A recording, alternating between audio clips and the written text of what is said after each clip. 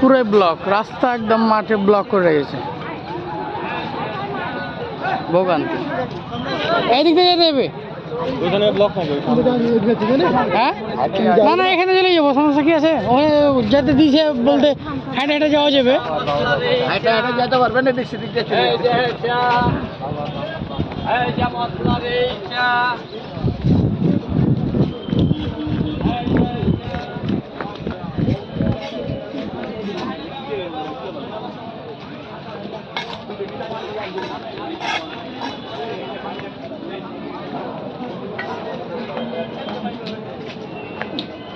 এদিকে মা